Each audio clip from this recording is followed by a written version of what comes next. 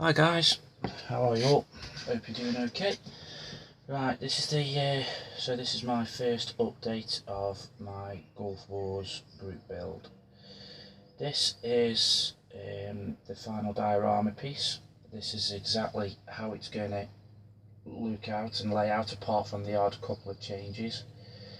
The base is done out of just a normal piece of wood I've had cut. Everything on here has been scratch built apart from the model kits, obviously, and the figures. This wall I've done out of dry clay, and I thought it's my first ever attempt at any scratch building of dioramas, so you'll have to, if it looks naff, you'll have to tell me now and you know, on the comments and everything, because like I say, you know, it's all about getting better and whatever else. But I spoke to Bees and I showed him a few pictures as I was doing it, and he said it looked okay and everything. So it's been primed. The base has. It's all primed and done. It's just now got to have the detail painting and painting on it. It's obviously all going to be sand and everything because it's Iraq. So yeah, the wall's made out of clay. This is all bit of some army, some miniature stuff, barbed wire. I basically cut the piece out and then scored it with an X-Acto blade, and then cut a bit out of here so it made it look like, you know, as it being like a bit or a window frame or a burst of fire. Anyway, I'm not going to have it as though it's a building. I'm thinking it's just like a brick wall that separates like a back garden or something. I'm not sure what the story's going to be properly yet, but so the wall looked a bit naff to me, so I thought what I'll do is I will add a few bits of fuse wire in there so it looks like, you know, like normal brick walling that's been done. You add the girders in or whatever. I don't know what it's called, I'm not a builder, I'm sure Mr. Kemp will tell me. But yeah, so I've added that, some fuse wire there. I don't know if you can see it properly, just to give it a bit more something else. They'll be rusted and burnt off a little bit and whatever else. The fence back here, I don't know if you can see that well. This is a new camera angle, by the way. I'm trying it something different. The fence in here, you can see okay a little bit. These are just basically coffee stirrers that I've, shall we say, borrowed from my local Tesco over the last few months or years I've been going, and just basically I've snapped them, and then I've used this barbed wiring again. In fact, just hang on a sec, I'll show you which barbed wiring it is if I can get it. Of course I can't, because my drawer doesn't want to open very well.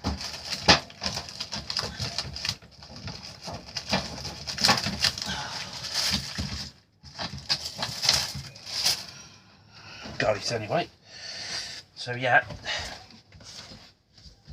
so that's all it is the barbed wire, is that stuff, the army painter. It's all for obviously the smaller miniature war games, but it all is in scale, so it's not too bad. But you get 3 meters of it for £4, so I got some of that when I was last on holiday, I think. So yeah, and that's all it is. I've just tied it around and put that. All this here is just basically put a filler. So I did the same as I did in my Panther diorama. I got the piece of wood, stuck down loads of the filler and made it uneven and that, because it's obviously going to be like dusty and deserty and that. And then I put some of, it's like a model railway type bricky, granity stuff that obviously they lay the track on. I got some of that ages ago, because I read somewhere that it's always good to cross your hobbies. So model railway people will always now and again have a look at our hobby and the military modelling and stuff like that, and vice versa. And I did that, and I went into a railway shop, model railway shop, when I was getting where I got this wiring from on holiday, and it was great. They got that much stuff that you could use for your own hobby. It was brilliant. So I'm glad I listened to that piece of advice. Anyway, so I basically cut that bit out, and that's going to be like a dusty sort of like sort of concretey road, but again it'll be all sand. The figures are a mix of Master Box, Tamiya, Czech Masters or whatever it is, and MIG Productions figure. This is the Bradley. Obviously I haven't constructed it yet, so I've just taken the base out of the box just to sort of give us a perspective of how the vehicles are going to go. Again, I'm not deadly sure yet. I did play with the Abrams to come across here and the turret to be pointing across here, and then having this. It's the Menk Bradley with the full interior. So this chap here is going to be, when it's obviously all here, is, I'm going to say, is the driver. So I'm going to actually have the driver's hatch up and him standing on top, either sort of listening to what he's saying to the local Iraqi here, or listening to the commander and the other the Bradley's commander here, talking about what they're doing next. Now, on the Tamiya Abrams, that's your gunner and this is your commander here. Now, he's supposed to be in here holding the gun or whatever, and I'll show you the picture. Actually, I've got the box here.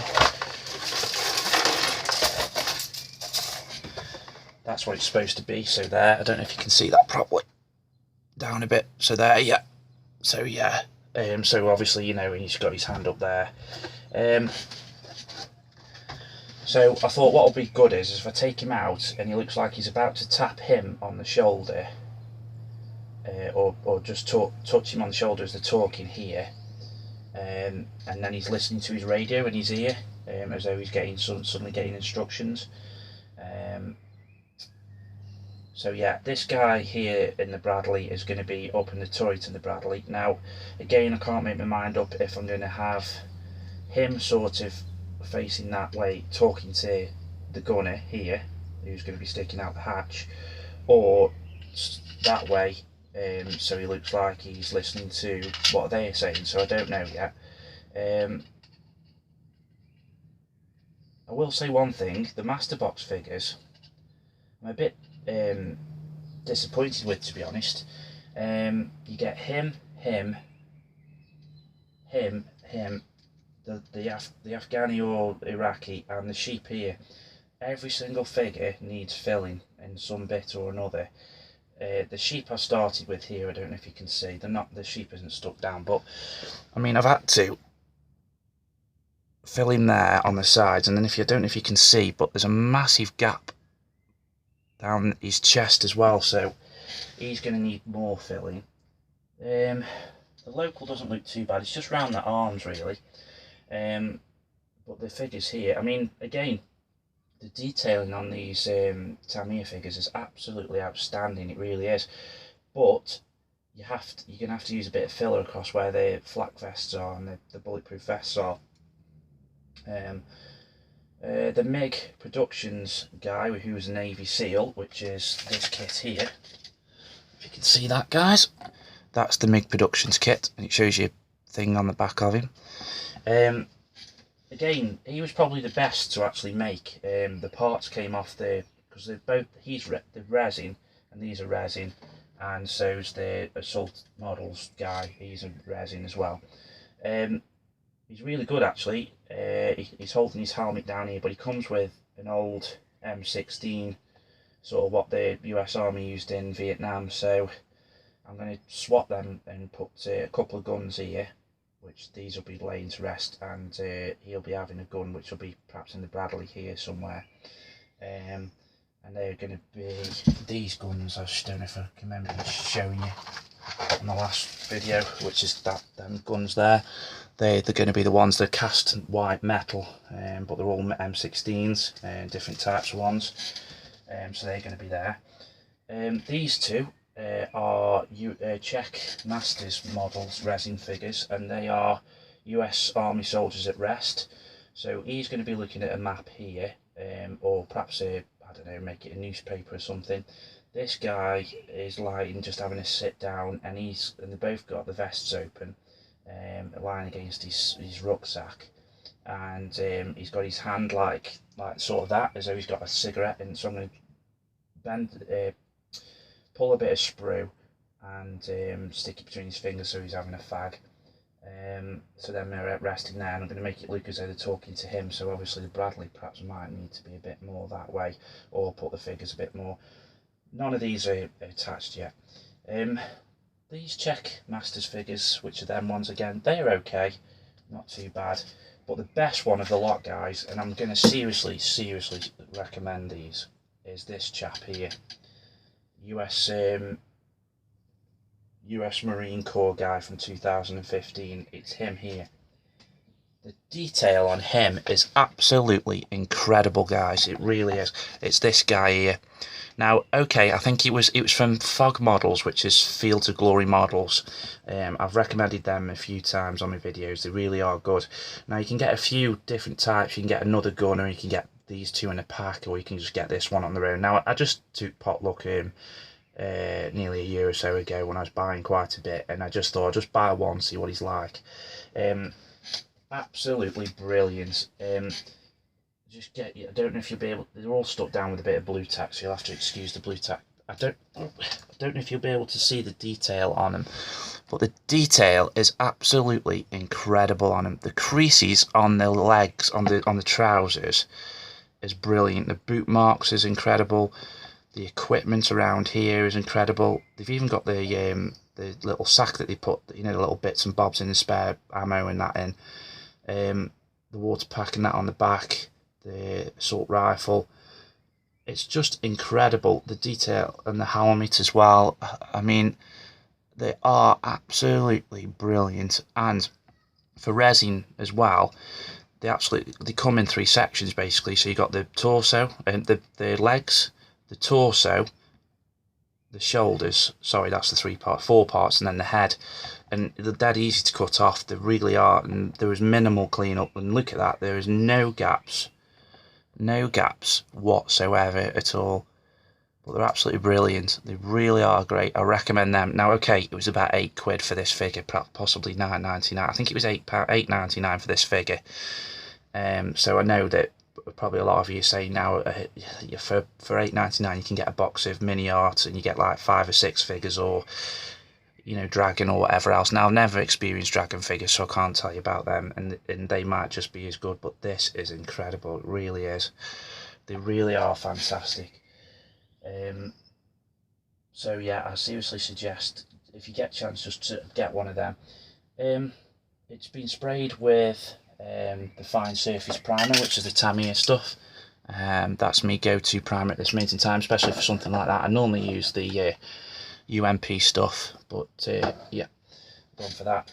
I said that I wanted to do this camouflage pattern on the Abrams, the NATO sort of colour, but with the odd bit of sand being picked out for the details and that. Now, I do, for some reason, absolutely adore that camouflage pattern. I think it's brilliant, and that's the one I've gone for.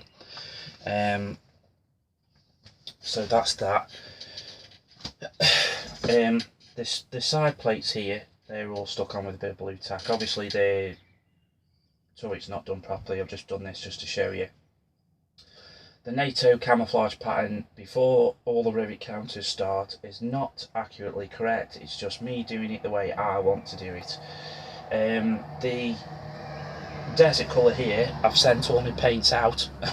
Me ones I usually use, my MIG ammo ones, I've sent all them off to a good friend, so I didn't realise, I thought I got a couple of others, but I hadn't. But it's not a problem, because I've gone to Tamiya at the minute, and the ones I use at the minute for this was desert yellow, but I didn't find that was sort of very accurate.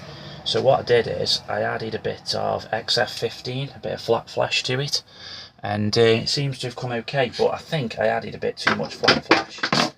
There goes one of the paints, excuse me guys.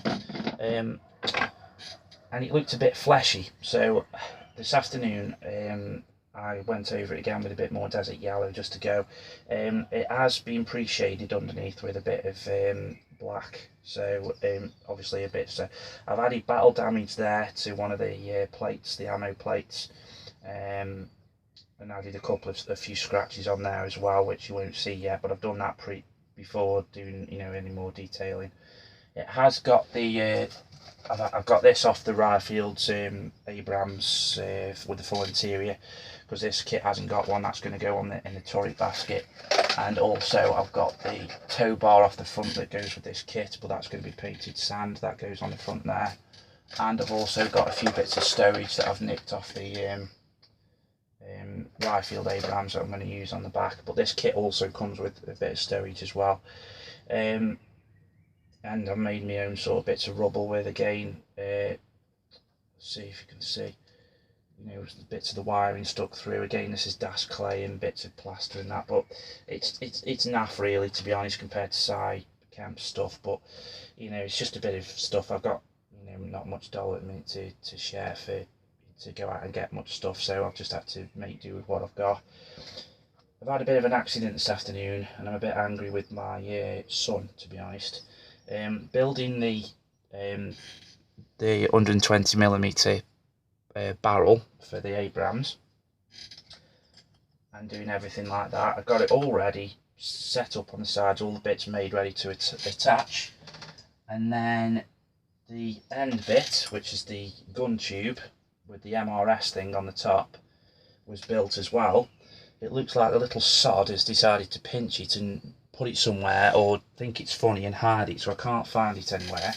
So I'm going to have to strip the one off me Ryfield Abrams again, or if any of you lovely guys would fancy donating me just that little bit, if any of you have got an old Tamiya kit. Now, it doesn't have to be, I've researched it, it doesn't have to be the Tusk Abrams Tamiya one, it just needs to be any Tamiya Abrams, because I've researched and they all come with the same barrel bit and that.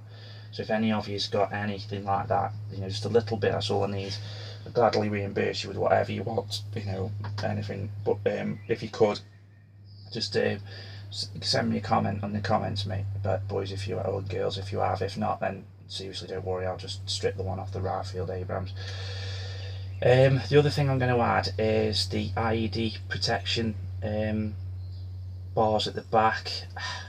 Now, this Bradley has got two at the back. Now, I built last year. I built the Meng Cougar, and I think there's a spare one in that, so I'm going to actually use some of them off there to stick on the back. Now, a lot of these Tusks didn't have them on until towards the end of the Gulf War. I think I'm correct in saying that, because a lot of my research shows that not many of them have got that on. But I've found a couple of pictures with them on. I'm still debating whether to put it on or not. I'll leave it off, I'm not sure, but we'll see. But yeah, it's coming on. It's come on. I've had a good couple of days really. I've smashed on with the Abrams. Obviously that the gun tube and the MRS thing off the end of the 120mm is gonna really stump me a bit. So I might just construct it and just add that on at the end, then continue, and then that, you know, add the other bits on. Again, I shall do bits and bobs separately here and there, but mainly I think I just want to, now I've got the figures done and I know exactly what is happening, I'm going to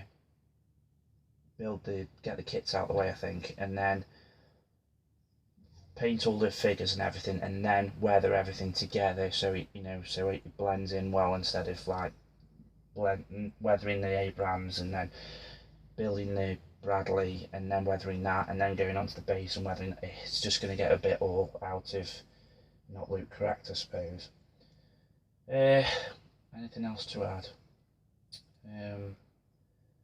No, that's about it. I've got another thank you video coming along, possibly tomorrow morning. I shall be up at 4 in the morning, so I'll possibly do it then.